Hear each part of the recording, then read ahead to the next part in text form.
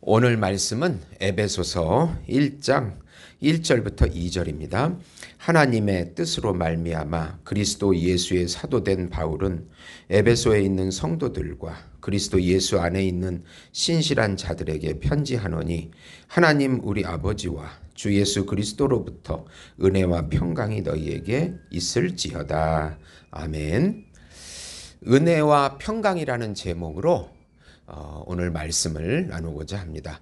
사랑하는 성도 여러분, 제가 신앙생활을 하면서 참으로 어려운 점이 있었습니다. 그것은 아무리 복음을 전해도 받아들이지 않는 사람이 있고 그저 쉽게 말했는데도 복음을 쉽게 믿고 영접하는 사람이 있는 것입니다. 그리고 저 사람은 참으로 성품이 온화하고 착해서 예수님을 분명히 믿을 것 같은데 아주 싫어하는 사람도 많이 보았습니다. 예수님을 믿어서 하나님의 자녀가 된다는 것은 신비 자체입니다. 하나님의 기쁘신 뜻이 있다는 의미입니다. 그래서 기독교는 신비입니다. 하나님의 자녀인 우리에게는 모든 것이 신비입니다. 우리가 잘해서 예수님을 믿게 된 것이 아니기 때문입니다. 오늘 말씀의 핵심은 하나님의 기쁘신 뜻으로 하나님의 자녀가 되고 은혜와 평강을 누리게 된다는 것입니다. 우선 우리는 하나님의 뜻으로 예수님의 제자와 하나님의 자녀가 된 신실한 성도들입니다. 이 에베소서는 바울이 에베소 교회에 보낸 편지입니다. 바울은 자신이 하나님의 뜻으로 사도가 되었다고 고백합니다. 예수님을 직접 경험하지 못했지만 다메섹 도상에서 예수님의 음성을 듣고 그때 회심하게 됩니다. 거듭나게 됩니다. 예수님을 믿는 신자들을 박해하다가 오히려 예수님을 전하는 인물로 변화되어 사도가 되었습니다.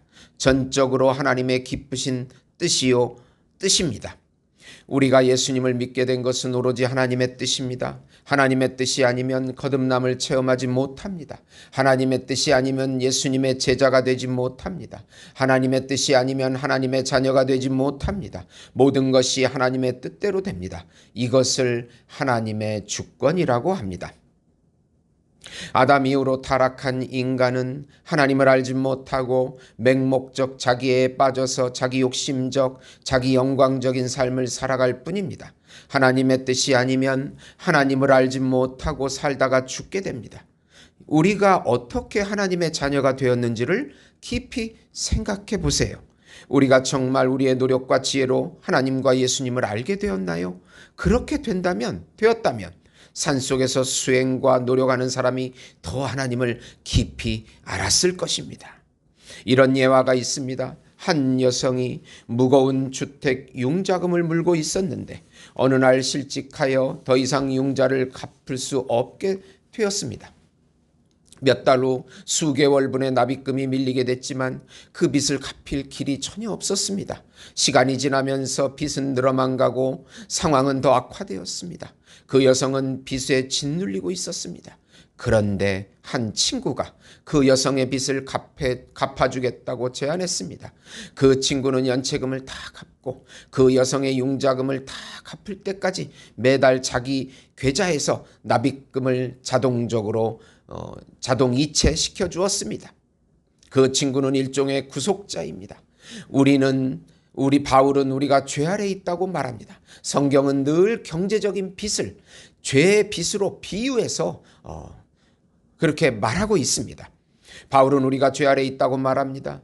우리는 하나님께 지고 있는 빚을 그때그때 갚지 못하고 있습니다.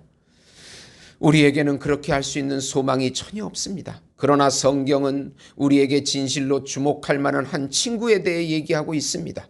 예수 그리스도께서는 우리가 하나님께 진 빚을 갚기 위해 오셨다는 것입니다. 예수 그리스도께서는 우리의 연체금만 지불할 것을 제안하여 우리가 지불할 금액을 제 날짜에 맞추어 낼 수 있도록 하시고는 그렇게 하는 것뿐만 아니라 우리가 진 빚 전체를 다 갚아주시겠다고 제안하는 것입니다. 그리고 예수 그리스도께서 우리의 빚을 모두 갚으심으로써 우리에게 놀라운 하나님의 은혜가 임하게 된 것입니다. 하나님께서 이제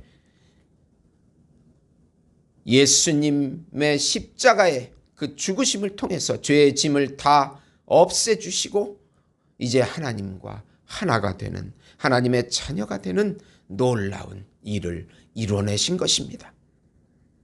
너희가 거듭난 것이 썩어질 씨로 된 것이 아니요 썩지 아니할 씨로 된 것이니 하나님의 살아있고 항상 있는 말씀으로 되었다고 베드로전서 1장 23절에 말합니다. 예수님께서는 생명의 로고스, 생명의 말씀이십니다. 성경은 문자 로고스, 문자 말씀입니다. 생명 로고스는 마리아를 통해 성육신 되었고 그 예수가 인간 문자를 통하여 성육신 된 말씀이 성경 말씀입니다. 그 말씀이 하나님의 말씀이 되는 것은 바로 하나님이 살아계시기 때문에 그렇습니다. 생명의 정체는 아직도 신비의 베일 속에 감추어 있습니다. 식물의 종자 자체는 물질이지 생명 자체는 아닙니다. 그러나 그 종자를 흙 속에 묻으면 싹이 납니다.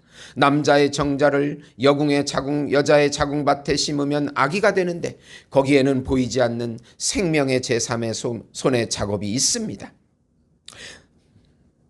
말씀이 영혼 속 믿음이라는 자궁에 심기워진다면 성령이 거듭나 새 생명을 임신시킵니다. 그래서 예수 안에서 새 생명이 태어나는 것입니다. 하나님이여 내 속에 정한 마음을 창조하시고 내 안에 정직한 영을 새롭게 하소서. 그런즉 누구든지 그리스도 안에 있으면 새로운 피조물이라.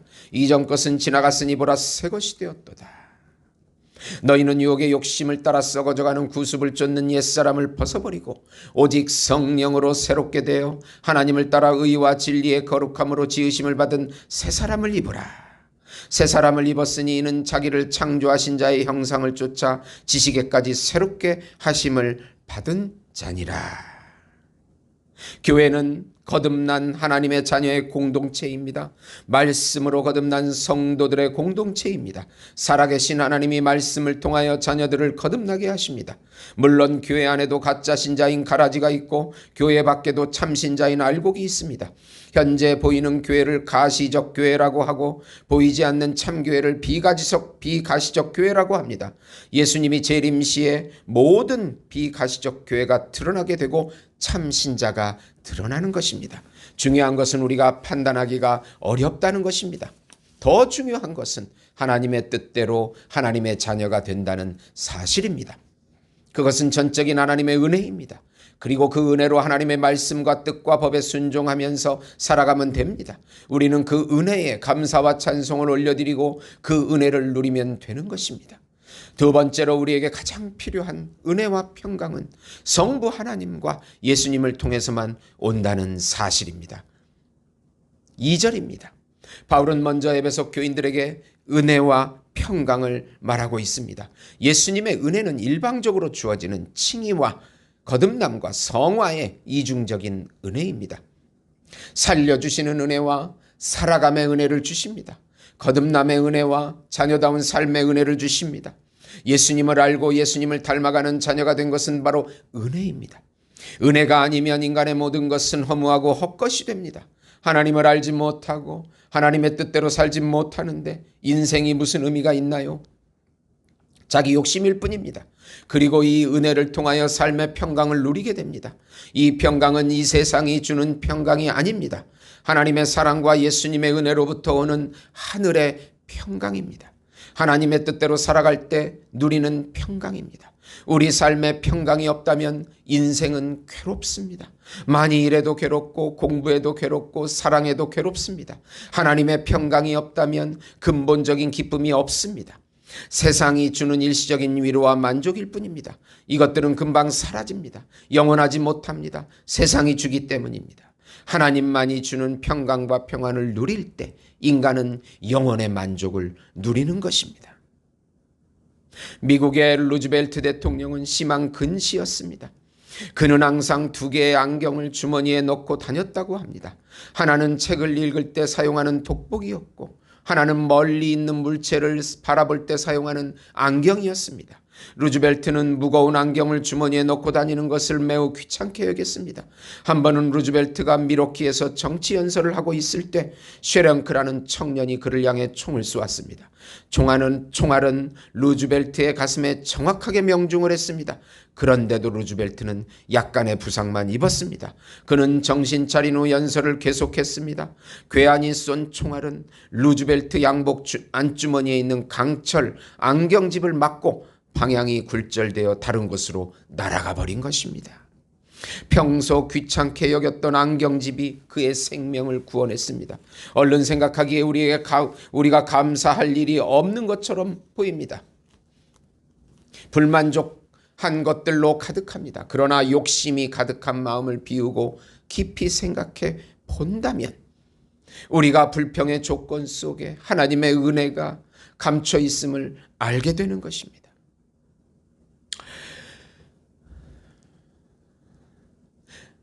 또 다른 예화가 있습니다. 인생의 기쁨은 하나님의 은혜를 누리는 것입니다. 은혜 없이 살아가는 삶은 생수의 근원으로부터 단절된 터진 웅덩이와 같습니다. 하나님의 은혜는 무한합니다. 찰스 스펄전이 주일날 예배를 드리고 집에 가는 길이었습니다. 마차를 타고 템즈 강다리 위를 지나고 있었습니다. 그때 문득 이런 생각이 들었습니다. 내가 템즈강의 작은 물고기가 아닐까? 내가 이 물을 다 마셔버렸어. 템즈강이 다 말라버리면 어떡하지? 그때 하나님이 그 작은 물고기에게 이렇게 말씀하시더랍니다. 마음껏 들여 마셔라. 작은 물고기야. 내 은혜가 내게 족하도다. 또 이런 생각이 들었습니다. 내가 애굽에 통치하던 시대의 작은 새양쥐가 아닐까? 내가 풍년이 들었을 때 그 곡식을 이 새양쥐가 조금씩 먹는데 이건 내가 다 먹어서 이 곡간이 텅텅 비면 어떡하지? 그때 요셉의 소리가 들렸습니다. 마음껏 먹어라 이 작은 새양쥐야. 문득 내가 등산하는 사람의 등산객이 아닐까 하는 생각이 들었습니다. 산의 공기가 너무 좋은데 내가 호흡하다가 다 마셔버려서 공기가 고갈되면 어떡하지? 그때 하나님이 하늘을 열어주시고 말씀하셨습니다. 마음껏 다 들여 마셔라. 작은 인간아, 내 은혜가 내게 족하다. 우리 인생이 피곤하지만 하나님이 그때마다 우리 하늘을 열어주신다면 일평생 능력 있게 살아가는 것이 가능한 것입니다. 너희가 그 은혜를 인하여 믿음으로 말미암아 구원을 얻었나니 이것이 너희에게서 난 것이 아니요 하나님의 선물이라. 주를 두려워하는 자를 위하여 쌓아두신 은혜, 곧 인생 앞에서 주께 피하는 자를 위하여 베푸신 은혜가 어찌 그리 큰지요. 은혜에 관한 구절들이 참 많습니다. 주 예수 그리스도의 은혜와 하나님의 사랑과 성령의 교통하심이 너희 무리와 함께 있을지어다. 내가 이르기를 내 은혜가 내게 족하다. 이는 내 능력이 약한 데서 온전하여 짐이라 하신지라. 이러므로 도리어 크게 기뻐함으로 나의 여러 약한 것들에 대하여 자랑하리니 이는 그리스도의 능력으로 내게 머물게 하려 함이라. 그러나 나의 나 된 것은 하나님의 은혜로 된 것이니 내게 주신 그 은혜가 헛되지 아니하여 내가 모든 사도보다 더 많이 수고하였으나 내가 아니요 오직 나와 함께 하신 하나님의 은혜로라. 은혜. 성경 전체는 은혜라는 단어로 깔려 있는 것입니다. 평강, 평안, 모든 하나님이 은혜요, 평강이요, 평안을 주시는 분이라는 것을 주장하고 있는 것이 바로 성경 말씀인 것입니다. 은혜와 평강은 하나님의 자녀에게만 주어지는 특권입니다. 기도도 하나님의 자녀의 특권입니다. 하나님은 아버지이시기에 자녀의 기도를 들으시고 돌보시고 은혜와 평강을 주십니다. 절대로 버리시지 않습니다. 우리는 항상 은혜와 평강을 누리고 살아야 합니다. 하늘에서 오는 은혜와 평강은 이 세상에선 절대로 맛보지 못하기 때문입니다. 세상의 기쁨은 일시적인 육체적 만족을 주기에 권태를 느끼지만 하늘의 평강은 영원하며 내 영혼을 만족시키기에 권태가 없습니다. 영혼의 기쁨과 평강을 누립니다. 예수 이름을 부르세요. 날마다 부르세요. 이 세상은 육체적 만족을 주면 다 된다고 하지만 하나님의 자녀들은 영혼을 만족시키는 은혜와 평강을 누리는 존재입니다. 세상은 항상 목말라서 대통령을 세우고 탄핵시키기를 반복합니다. 만족을 줄 알고 뽑았는데 만족을 주지 못하기에 그렇습니다. 그러나 차망이신 예수님은 영원한 왕이시고 영원한 양식을 주시고 영원한 평강을 주시기에 절대로 목마르지 않습니다. 배에서 생수의 강이 흘러 성령님을 통하여 우리 하나님의 자녀에게, 우리 나라에, 우리 가정에, 나의 삶의 모든 것에 평강과 안식을 주시기 때문입니다. 오늘도 들려오는 소식이 모두가 절망적일지라도 하나님이 하늘 문을 열어서 우리에게 은혜와 평강을 주신다는 것을 굳게 믿으시고 한 걸음 한 걸음 승리하시는 우리 예수 목장교회 성도 여러분이 되시기를 예수님의 이름으로 축원드립니다. 하나님 아버지, 이 어려운 나라 상황 가운데, 어려운 가정 환경 가운데, 어려운 인생 가운데 늘 평강과 안식을 허락해 주시옵소서. 굳센 믿음을 가지고 소망을 갖게 하시고 예수 이름을 부르게 해주세요. 예수님의 이름으로 기도합니다. 아멘.